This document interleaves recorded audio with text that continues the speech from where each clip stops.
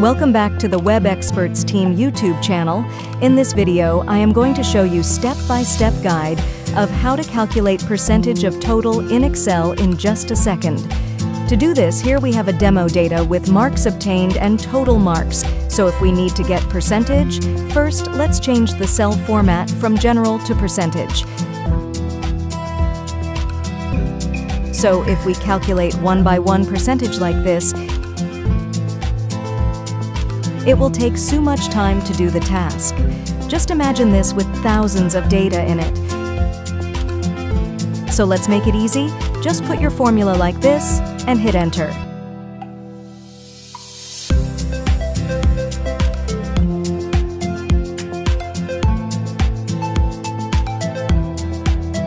Now just drag it or double-click on the result. It's done now.